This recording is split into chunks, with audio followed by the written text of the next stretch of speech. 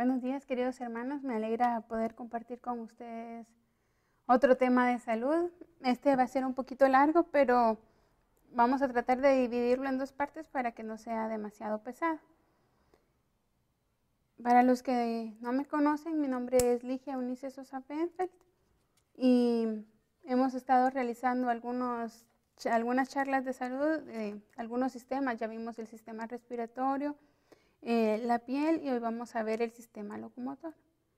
Antes de iniciar, como es nuestra costumbre, le vamos a pedir a Dios que Él se manifieste en medio de nuestra reunión de tal manera que pueda ser de bendición para todos. Oremos.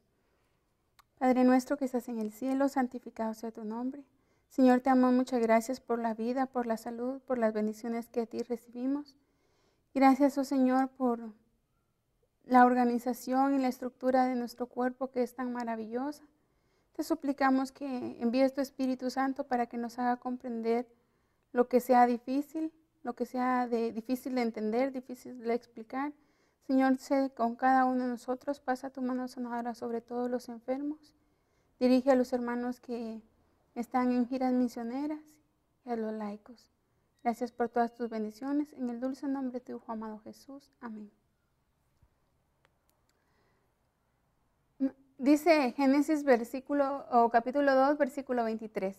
Dijo entonces Adán: esto es ahora hueso de mis huesos y carne de mi carne. Vamos a platicar hoy del sistema locomotor y la relación. En algún momento vamos a hacer relación de eso con nuestro cuerpo. Y aquí vemos cuando Adán decía: esto es hueso de mis huesos y carne de mi carne, se refería a Eva, porque ella fue hecha de parte de él. Y recordemos nosotros que en el Edén la familia, la iglesia, estaba compuesta por Adán y Eva. Y desde ese momento se hizo la relación de los huesos, la carne, que serían los músculos, y la iglesia, ¿verdad? La Biblia también menciona de que aunque sean 2 o 3 personas, siempre, si están dirigidos por Dios, esa es la iglesia. Y en el cielo, la iglesia estaba formada, digamos, en relación por Jesús, los ángeles, Adán y Eva. Y eso lo dice el capítulo 2 de Génesis. El conjunto de huesos y músculos del cuerpo humano forman el aparato locomotor. Gracias a la colaboración entre huesos y músculos, el cuerpo humano mantiene su postura, puede desplazarse y realizar múltiples acciones. Si no fuera por los huesos y los músculos, nosotros no podríamos movilizarnos ni hacer lo que queremos. Pero si también solo tuviéramos huesos y no tuviéramos músculos, estaríamos limitados y no tendríamos la capacidad que tenemos para realizar muchas acciones. El aparato locomotor realiza las respuestas musculares ordenadas por el sistema nervioso. Y estos son los movimientos. Hemos visto, cuando vimos la respiración, vimos que había alguien superior que era el que los dirigía, y era el bulbo raquídeo. Cuando vimos la piel, vimos que había algo superior que los regía, y era el hipotálamo. Hoy estamos viendo el aparato locomotor y vemos que es grande porque está formado por huesos y músculos, pero a ellos hay alguien que los rige, y es el sistema nervioso, el cerebro. Él ordena qué hacer y ellos edifican. Igual mencionamos la relación, cómo es que nuestra cabeza, nuestro dirigente es Jesús, y todos nosotros vamos moviéndonos o rigiéndonos, respondiendo en relación a lo que Él pide. Tenemos 2 clases de movimientos: los movimientos voluntarios e involuntarios. Voluntarios es que vemos una silla disponible y estamos parados, entonces nosotros decimos vamos a sentarnos, y caminamos y nos sentamos. Los movimientos involuntarios ustedes ven que algo se les acerca, inmediatamente y que es peligroso, inmediatamente ustedes se separan. O cuando tocamos algo caliente, nuestro reflejo es retirar la mano, aunque no nos hayamos quemado nunca. Pero esos son movimientos involuntarios. Y los movimientos de los órganos, ¿verdad? Nosotros no podemos decir estómago, párate. Corazón, deja de latir. Eso ya no está entre nosotros. En los movimientos voluntarios, la secuencia es: el cerebro da la orden. Los nervios llevan la información. Los músculos cumplen la orden al contraerse y entonces se produce el movimiento. Los movimientos de los huesos del esqueleto se realizan por las contracciones de los músculos que se unen a los huesos a través de los tendones. Las contracciones musculares están controladas por el sistema nervioso. ¿Qué quiere decir todo eso? Que nosotros somos, recordemos la imagen del esqueleto, nosotros somos el esqueleto. Encima del esqueleto hay músculos. Pero ¿cómo hace el cuerpo para mantener pegado el músculo al hueso? Eso solo lo hace por medio de tendones. Y los tendones reciben información del sistema nervioso al igual que los músculos.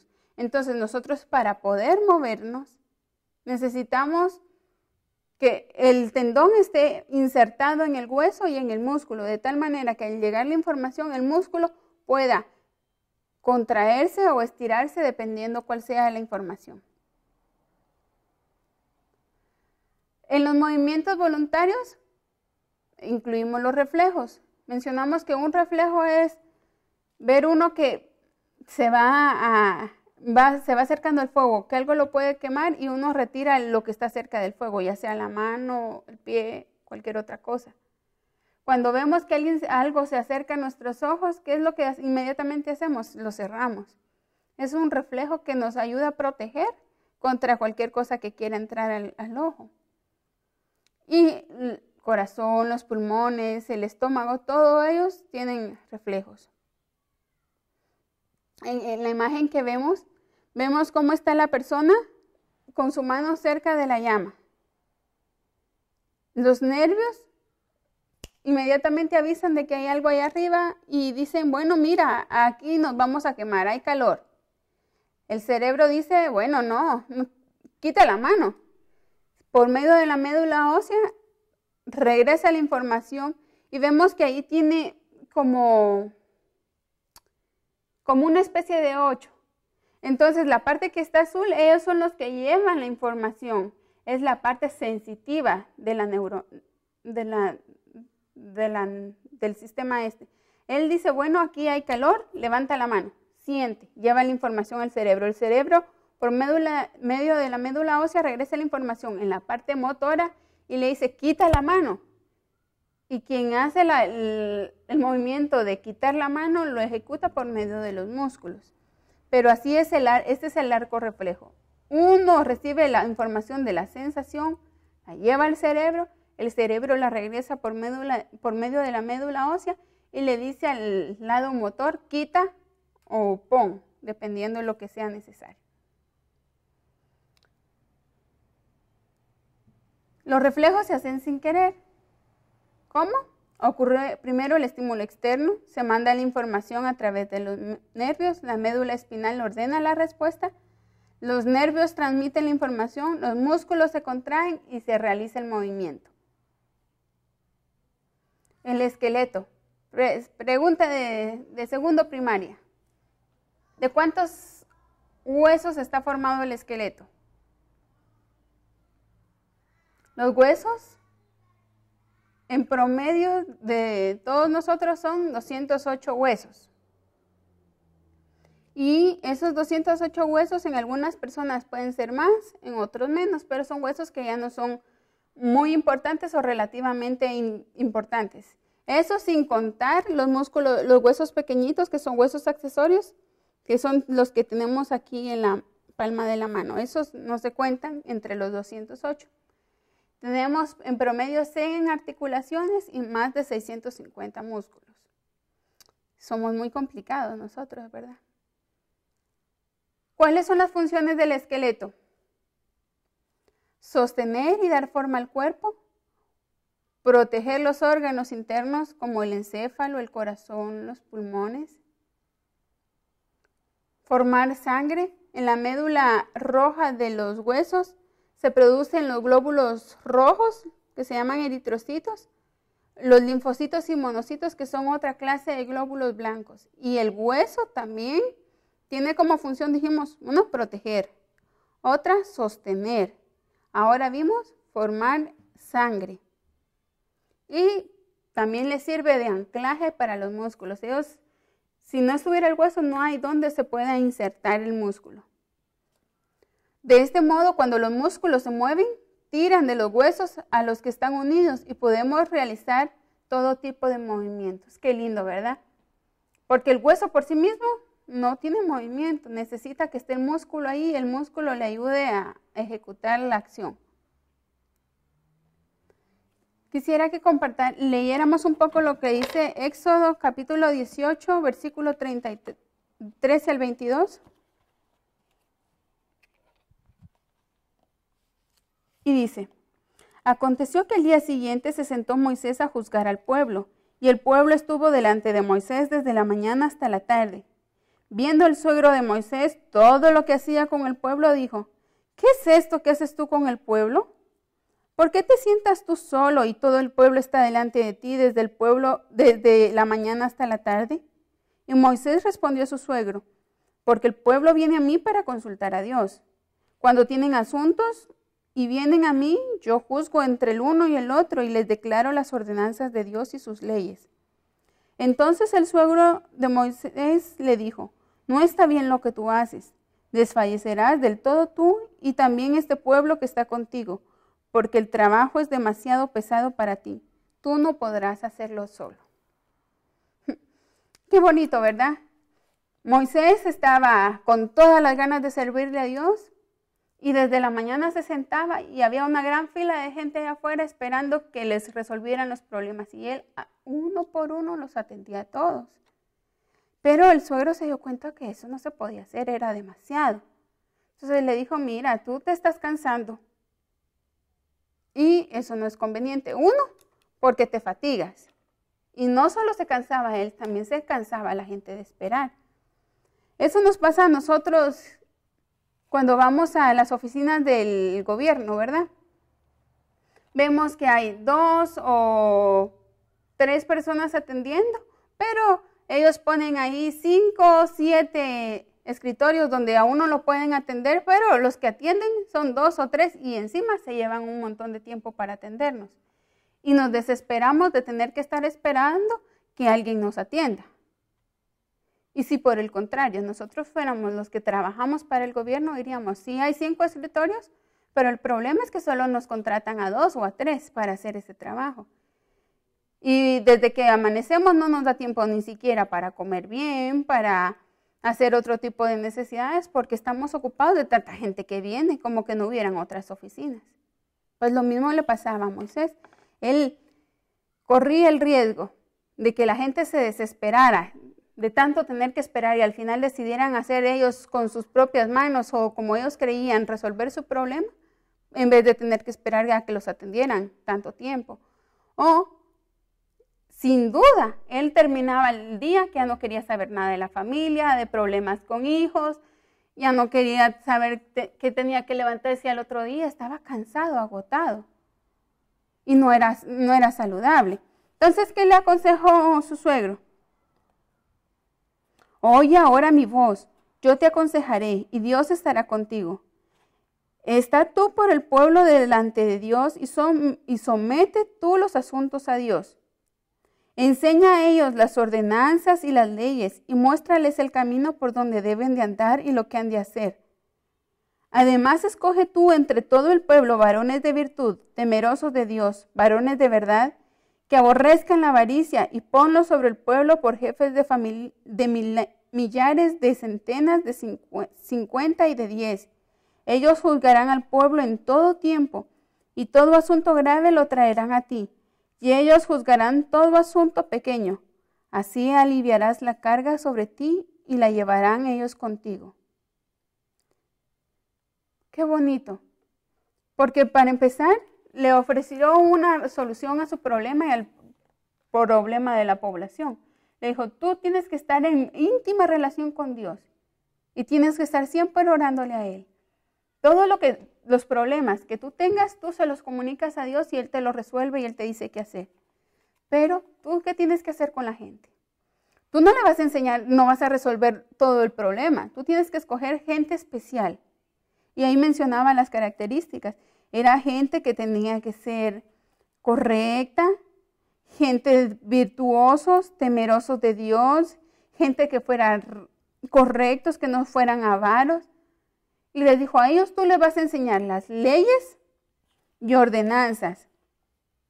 Tú les enseñarás a ellos cómo hacer. Y ellos le enseñarán al pueblo. De esta manera tú te aliviarás. No le dijo, tú te vas a desentender, mira, a ti solo que te traigan lo complicado. No, la responsabilidad de Moisés era escoger gente correcta. Y después enseñarle a ellos la ley de Dios. Enseñarles a conocer a Cristo y qué era lo que Cristo espera de cada uno de ellos. Si habían problemas que definitivamente habrán existido, que ellos no podían resolver, entonces ellos iban y le contaban a Moisés. Y Moisés los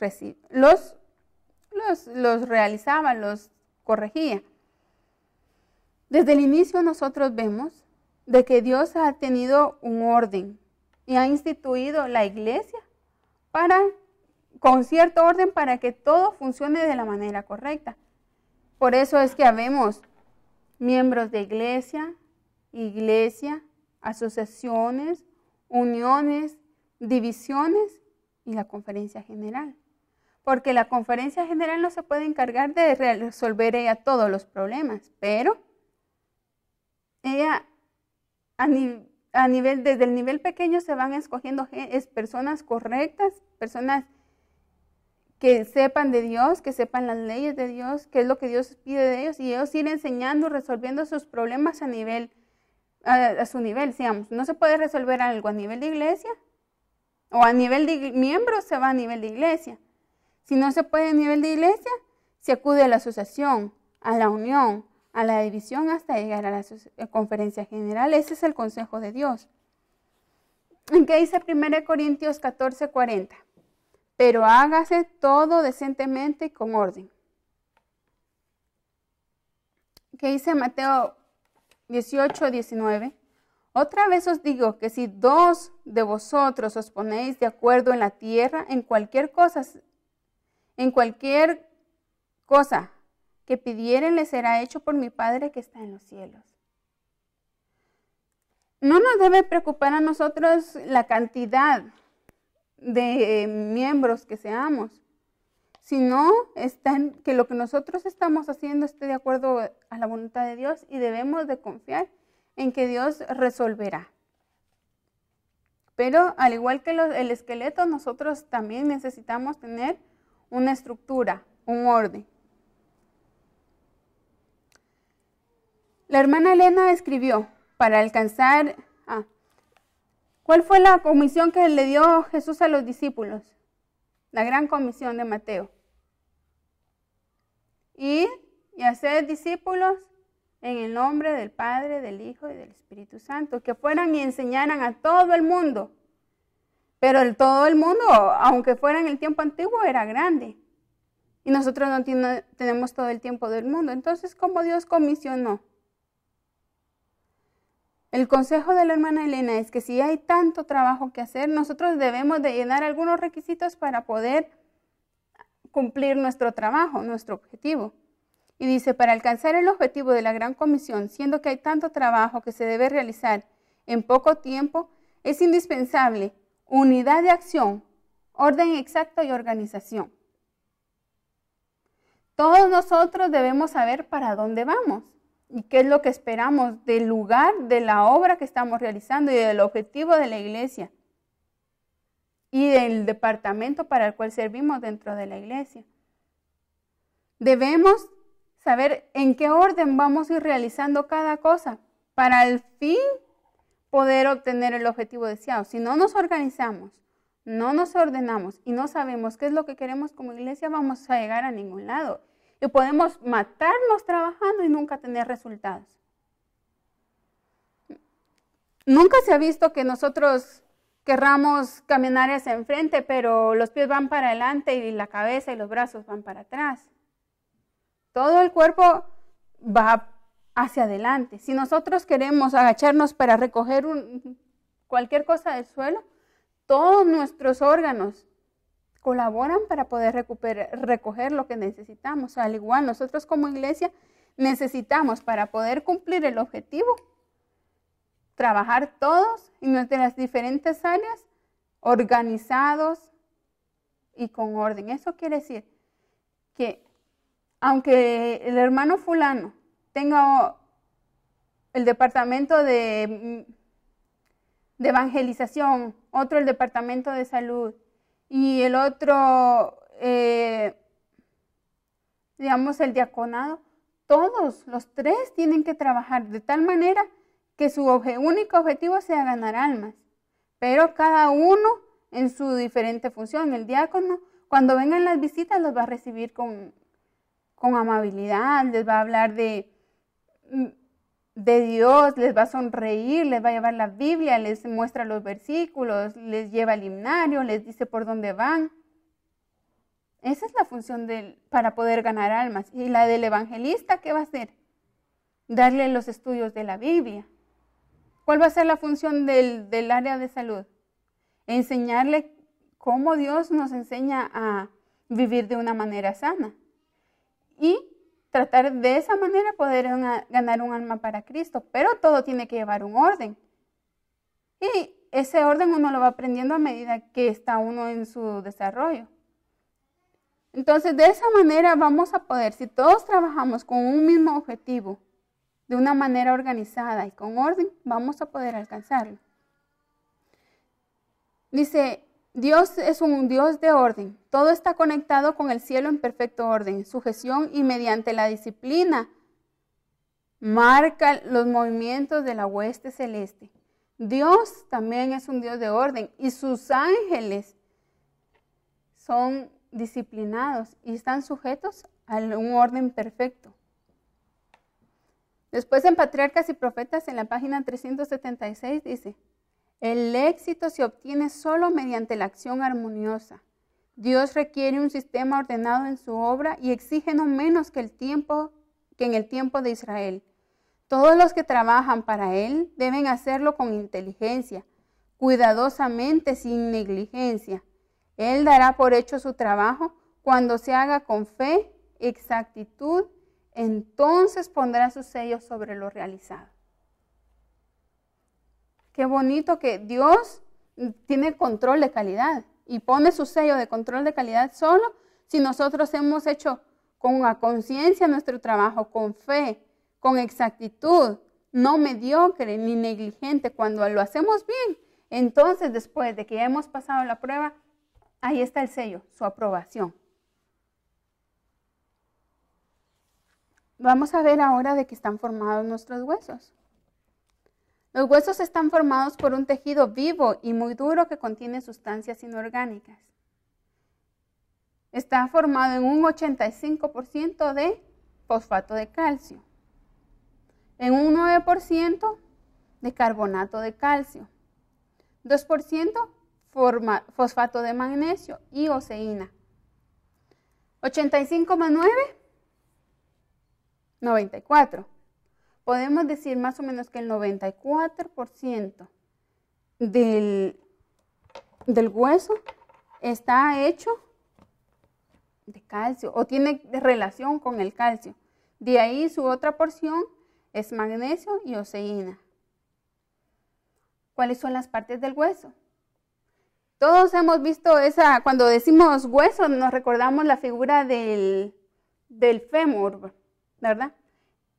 Tiene una capa que se llama periósteo, epífisis, diáfisis, tejido esponjoso, canal medular, y dentro de él está la médula ósea con los eritoblastos. Vamos a ver aquí un dibujito de un huesito. Yo soy mala para dibujar, pero usen su imaginación.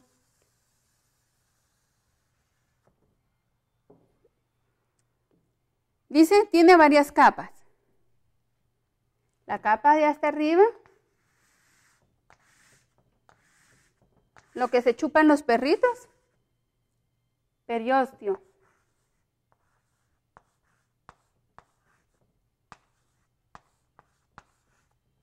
La capa que le sigue a la de afuera, endostio.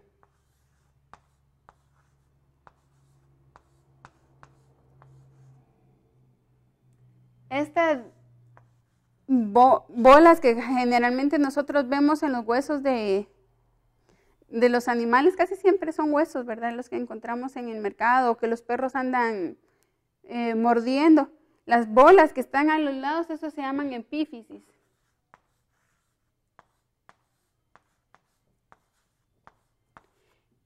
Dentro de ellos hay una cosa como esponja, que ahí hay médula ósea.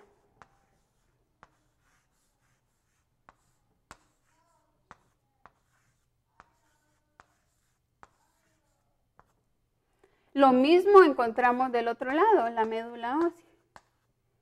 Y por en medio de todo esto hay un tubito, un canal de médula. Y dentro de ella están formación de glóbulos rojos.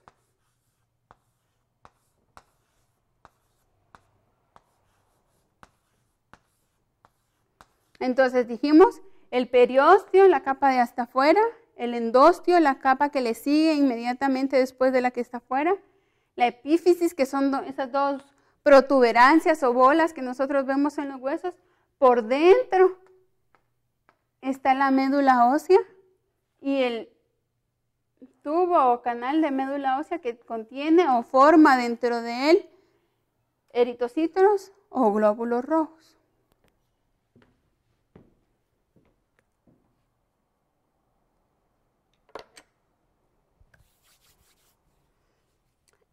En el cuerpo humano, ya dijimos, hay 208 huesos, pero los huesos son de diferentes formas. Pueden ser unos grandes. ¿Cuáles son huesos grandes? El hueso, el húmero, el fémur, la tibia, el peroné, el cúbito, el radio. Todos esos son huesos grandes. Pero también hay huesos pequeños. Hay huesos largos, que el fémur es uno de ellos. Cortos, los huesitos de la muñeca, las falanges, ya son chiquititos, muy pequeñitos. Hay huesos planos, tenemos huesos planos en el omóplato. Casi todos los de la cabeza son huesos planos. ¿Y con qué podemos comparar eso? ¿Qué dice Romanos capítulo 12, versículos 4 y 5? Porque de la manera que en un cuerpo tenemos muchos miembros, pero no todos los miembros tienen la misma función, así nosotros, siendo muchos miembros, pero no todos los miembros tienen la misma función. Es verdad.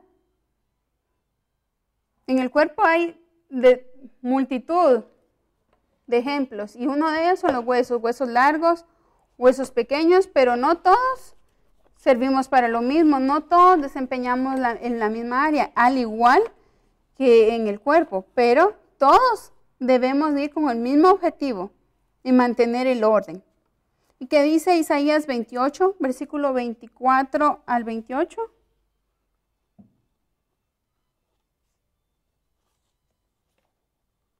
El que ara para sembrar, arará todo el día, romperá y quebrantará los terrones de la tierra. Cuando ha igualado su superficie, no derrama el eneldo, siembra el comino, pone el trigo en hileras y la cebada en un lugar señalado y la avena en su borde apropiado. Porque Dios le instruye y le enseña lo correcto, que el eneldo no se trilla con trillo, ni sobre el comino se pasa la rueda de carreta, sino que con un palo sacude el eneldo y el comino con una vara. El grano se trilla, pero no lo trillará para siempre, ni lo comprime con la rueda de su carreta, ni lo quebranta con los dientes de su trillo. ¿De qué nos está hablando aquí? ¿Qué plantas encontramos? Dice primero el eneldo, el comino, trigo, cebada. Vamos a ver si lo podemos anotar por acá.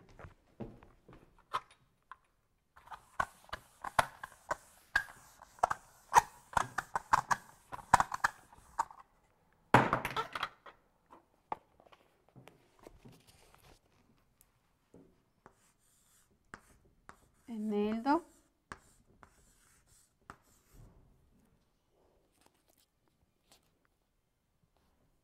comino,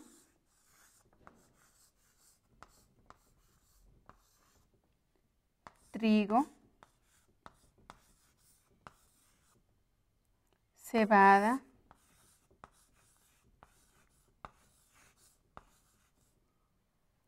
y avena. Son 5. Eneldo, comino, trigo, cebada y avena. ¿Y qué hace con cada uno de ellos? ¿Cómo se siembra el eneldo? Aquí dice, el eneldo se derrama.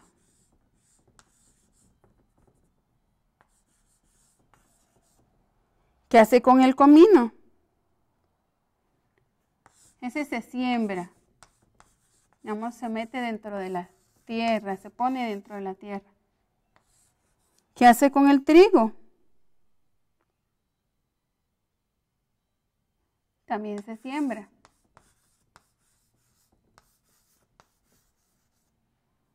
La cebada la pone en hileras.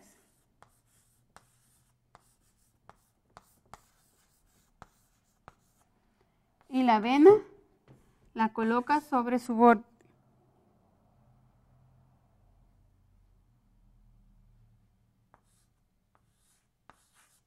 Pone en su borde apropiado.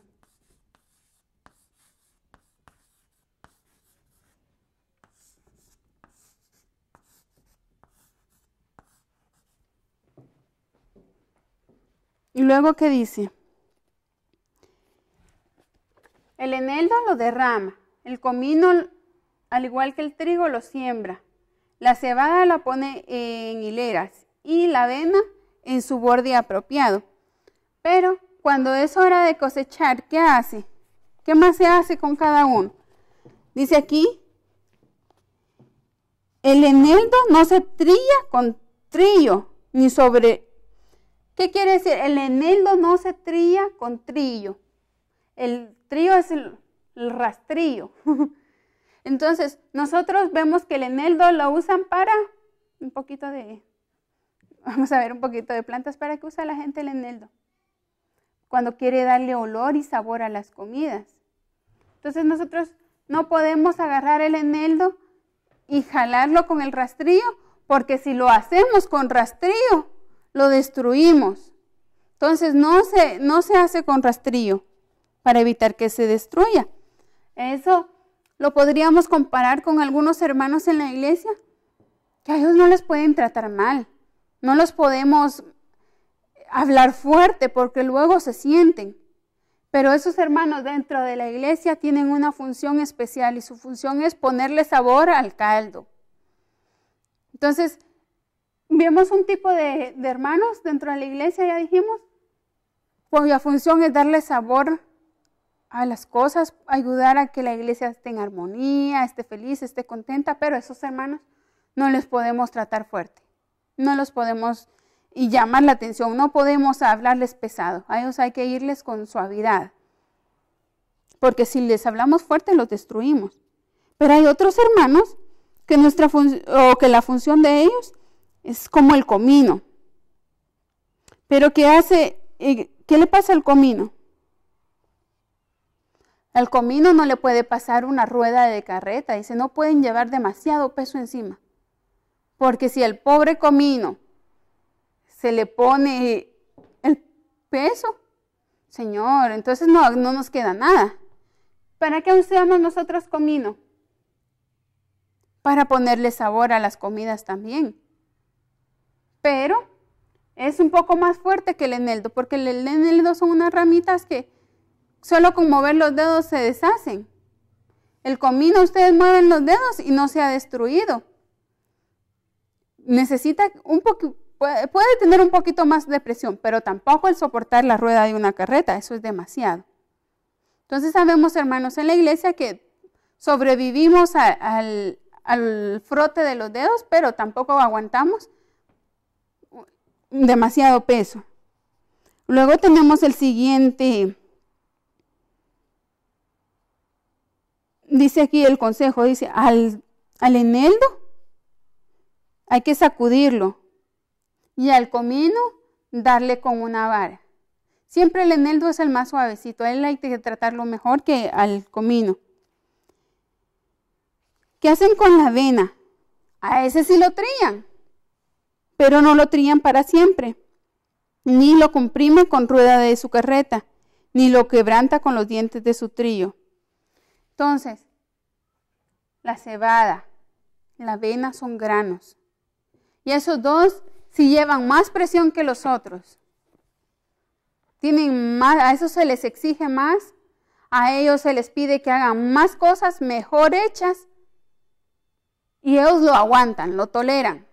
Pero tampoco va a ser así de toda la vida, que siempre hay que tenerlos bajo presión y que venga la rueda de carreta encima de ellos porque se destruyen. Pero ya nos dimos cuenta, hay diferentes tipos de miembros de iglesia, diferentes personalidades, diferentes temperamentos, todos. Podemos ser unos eneldo, otros comino, cebada, trigo, avena, y todos vamos a tener diferentes maneras de tratarnos. Nosotros no podemos decir, el hermano que se aguante, yo le estoy diciendo la verdad. El hermano tiene que ser tratado de acuerdo a su temperamento, de acuerdo a su naturaleza, e ir en base a eso funcionando, porque unos en la iglesia estamos para dar sabor, otros para nutrición, que es como la función del trigo, la avena, que llevan nutrientes, forman proteínas, que las proteínas sirven para hacer músculos, para formar las bases de la iglesia. Entonces, todos tenemos diferentes funciones y en base a esas funciones Dios nos ha dado nuestros dones. ¿Y qué dice 1 Corintios 12:28? Y a unos puso Dios en la iglesia, primeramente apóstoles, luego profetas, lo tercero maestros, luego los que hacen milagros, después de los que sanan, los que ayudan, los que administran, los que tienen don de lenguas. Entonces nosotros debemos de saber que en la iglesia siempre hay un espacio para cada uno de nosotros, siempre hay una función, algo, un lugar que está esperando que nosotros vayamos y ocupemos ese lugar, que trabajemos para Dios en ese lado. Entonces no debemos de caer en la situación de decir, hermano, ¿para qué voy a ir a la reorganización de iglesia si toda la vida me ponen de diácono? Yo ya no necesito ir, barrer y trapear, cualquiera lo puede hacer. Nuestra función va más allá de en qué área vamos a trabajar. Si nosotros ejecutamos nuestro trabajo bien, no importa por humilde que sea, o porque los hermanos no vean tan grande el trabajo, porque el que predica se ve que mucho sabe, el que está ahí abajo pareciera que no. Si todos hacemos nuestro trabajo con fidelidad, conciencia, felices de estar donde estamos para colaborar en la obra de Dios de cualquier manera, seguro que nuestro trabajo va a funcionar y que la iglesia va a crecer. Si nosotros pensamos de que el trabajo de diácono o el trabajo de obra misionera o el estar apoyando a algún hermano y siempre el que aparece en primera página es el hermano y nosotros quedamos atrás cuando le ayudamos con el trabajo, eso no es suficiente. Debemos de recordar cómo es el ser humano. El ser humano tiene células que su función es limpiar, quitar, remover, apoyar a otros, a formar a otros. Y si esas partes no estuvieran, nuestro cuerpo se enferma. En nuestro cuerpo empieza a formar un caos. Así que todos somos indispensablemente necesarios, no importa cuál función tengamos. Y nuestra función va a ser mantener la estructura de la iglesia. ¿Cómo se forma el hueso? Podemos ver como una forma de cubo, que ahí hay un vaso sanguíneo que es el rojo grande. De ahí una célula azul un poco más pequeña, es un hueso que se está empezando a formar. Y después también vemos unas células blancas alargadas a los lados que son los osteoblastos. Y lo amarillo, todo eso es hueso viejo. Entonces, ¿cómo se lleva a cabo la formación del hueso? Las células blancas, los osteoclastos, han sido huesos viejos y han formado como ranuritas, canales dentro del hueso. Los osteoblastos, dijimos osteoclastos, todos esos se parecen los nombres. Miren, osteoclastos, osteoblastos y osteocitos. Entonces, osteoclastos son las células de hueso viejas que forman los canales, las ranuras. Luego, podemos ver ahí guiados por el número 2, están formados, son los osteoblastos, son células de hueso pero que se está formando. Entonces, ellas se pegan a la pared del hueso viejo para ir formando más hueso. Y los osteoblastos que quedan rodeados por el hueso se denominan osteocitos. Entonces, hay osteoblastos que su función es rellenar todos esos hoyitos que quedaron abiertos, y hay otros osteoblastos que terminan llamándose osteocitos, que ellos se pegan al hueso viejo para formar hueso nuevo. Aquí viene otra analogía. Cuando uno empieza la iglesia y es nuevo, ¿a quién se pega? Al igual que el osteoblasto, que termina llamándose osteocito. Se pega, se une a hermanos con mayor trayectoria, con mayor experiencia, para poder hacer una unión perfecta. Y es nuestra energía con su experiencia. Otros no vamos a funcionar en eso. Nuestra función, otros siendo solo osteoblastos, nuestra función es ir rellenando. Y dice, nosotros somos reparador de portillos y vamos llenando todos los espacios que van quedando por ahí. Y nuestros hermanos de experiencia son los osteoclastos. Entonces nos quedó claro, ¿verdad? Osteoclasto, el hermano ya antiguo que tiene mucha experiencia pero ya está cansado. El hermano osteoblasto que necesita que llegue uno nuevo a pegarse con él, y ese se va a llamar osteocito y se va a quedar a la par de él para siempre. Y el hermano osteoblasto, que su función va a ser ir rellenando todos los hoyitos que han quedado para remodelar, para renovar el hueso. Leamos qué dice Apocalipsis, versículo 12, versículo 1.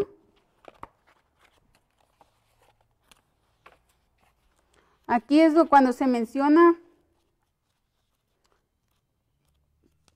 vamos a ver, Apocalipsis 12, versículo 1, y dice: apareció en el cielo una gran señal, una mujer vestida de sol, con la luna debajo de sus pies, y sobre su cabeza una corona con 2 estrellas.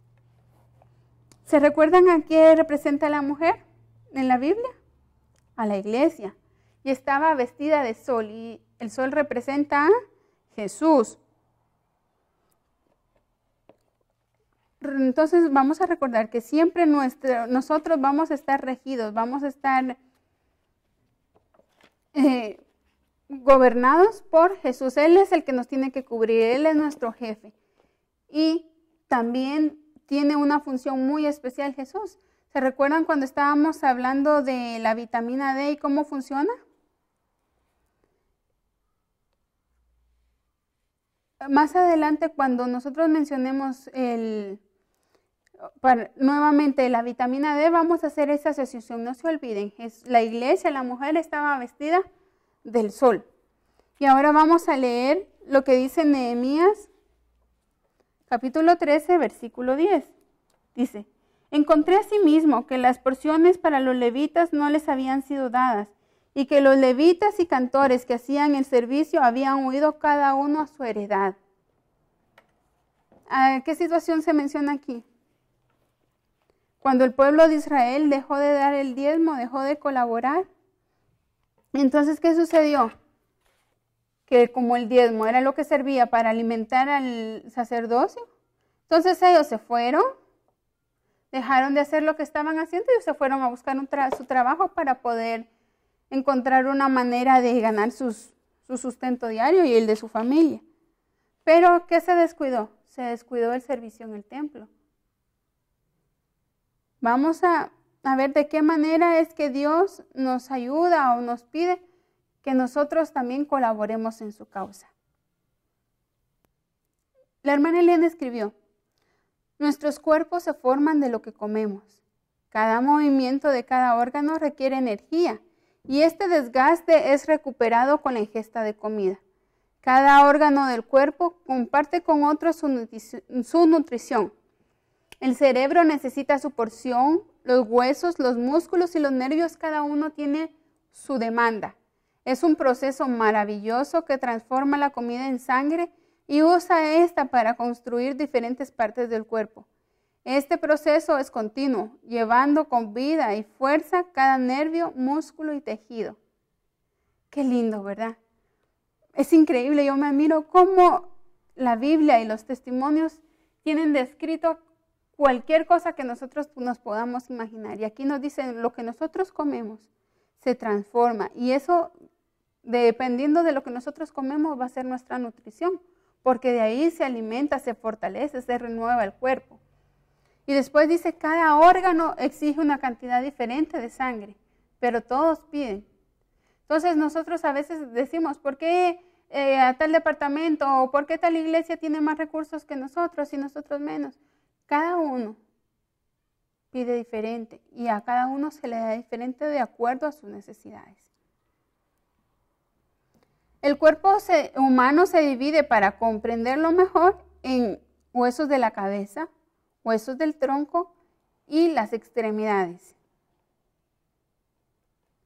Los huesos de la cabeza o del cráneo son 8 y ellos hacen que con su forma ovalada protegen de tal manera el cerebro que casi cayendo de cualquier lado, el cerebro siempre se mantiene bien, no se quiebra. ¿Ustedes han visto un huevo? ¿Es fácil quebrar un huevo? Ustedes lo pueden poner de diferentes formas y el huevo lo resiste por su forma. Lo mismo en nuestro cerebro, nuestra cabeza. Los huesos de la cabeza protegen al cerebro de tal manera que nosotros podemos lastimarnos de muchas maneras y aún con todo eso conservar todas nuestras funciones. ¿Qué tenemos?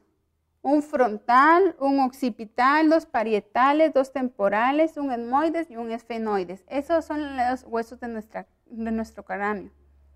En la cara, en la parte de enfrente, tenemos 14 huesos. Pero los más importantes son el maxilar superior e inferior, el hueso cigomático y el nasal. Aquí tenemos una imagen. Si quieren, se pueden tomar su tiempo para verlo. Es como que la persona esté de lado, viendo del lado izquierdo. Y vemos ahí, primero está el frontal, en la parte de atrás el occipital, el parietal un poquito más arriba, temporal un poco más abajo, el hueso cigomático inmediatamente después del maxilar inferior por arriba, maxilar soldado, el de arriba, y el hueso nasal.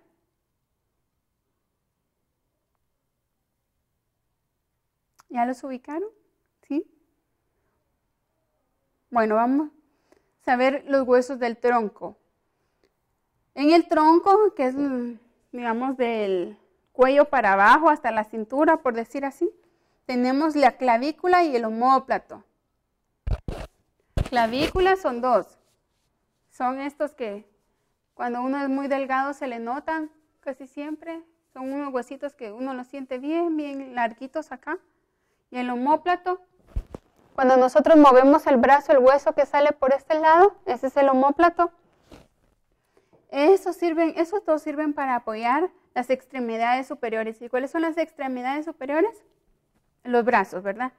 Entonces la clavícula y el omóplato ayudan a sostener los brazos. Las costillas protegen a los pulmones y forman la caja torácica. El esternón, ¿se recuerdan cuál es el esternón que tiene forma de puñal, que está en medio del pecho? La función del esternón es unir a las costillas por ambos lados.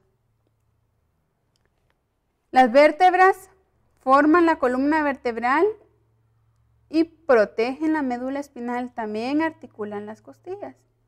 ¿Dónde tenemos las vértebras? En la parte de atrás, la columna vertebral está formada por muchas vértebras y ellas, en medio de ellas pasa todo el circuito nervioso de nuestro cuerpo, ahí va la médula espinal, ellas lo protegen.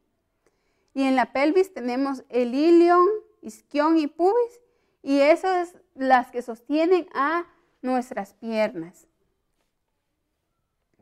Aquí tenemos una imagen de la caja torácica. Veamos ahí esos huesos largos que sobresalen como antenitas. Estas son las clavículas. Y los huesos planos que están por detrás, como con unos taponcitos y unos cuernitos, son los omóplatos. Seguidamente, después de eso, tenemos las costillas que están de los dos lados. Vemos que está por delante y por detrás. Y detrás de eso, hasta abajo, vemos como un tubo. Pero ese tubo sigue hasta arriba, no se divide. Y en medio de ese tubo es que llevamos la médula ósea. Aquí tenemos una pelvis masculina. Vemos está el sacro con forma cóncava. Y a los lados eso es como un guacalito, como una pana, no sé cómo dirán en México, pero con lo que uno saca agua en las pilas, agua, ¿se recuerdan? Pana, guacal, no sé cómo le llamarán, pero algo así va siendo la forma, ¿verdad? Está la forma cóncava del sacro, luego va el ilio como abrazando y por debajo está el pubis. Y el isquión en la parte de atrás que ayuda a sostener de diferentes formas y de diferentes lados las piernas. Tenemos la pelvis femenina. ¿Ven cuál es la diferencia entre la femenina y la masculina? Se las voy a poner para que ustedes vean. Regresemos a la masculina. Miren el espacio que hay entre la masculina y la femenina. Ahora veamos la femenina. ¿Qué cosa es diferente? Tienen la misma cantidad de huesos. Los huesos tienen los mismos nombres. ¿Cuál es la diferencia? El sacro. El sacro está más levantado en la pelvis femenina. Y eso tiene dos funciones. Una, la pelvis femenina tiene más levantado y más ancho el sacro de tal manera que cuando la mujer se embaraza pueda sostener y darle paso al bebé para cuando el bebé nazca. Eso es importantísimo. Y la masculina es más angosto. Ustedes vieron el espacio, el hoyito que se veía en la pelvis masculina es más angosto. ¿Y eso por qué? Es para que pueda sostener mayor presión. Por eso es que los hombres aguantan más que las mujeres de peso. Porque ustedes se ven, el hombre levanta 2 quintales tranquilo y la mujer irá doblada o ni siquiera logra levantarse con una cantidad de peso igual por la función. Pero la mujer tiene su pelvis más ancha, con un espacio más grande para que cuando el bebé vaya pasando por ahí pueda pasar sin ningún problema y para poder sostener al bebé. Nos vamos a quedar aquí en esta diapositiva. Vamos a tener un receso de 10 minutos para que no se agoten, no se fatiguen, tengan tiempo para respirar y regresamos.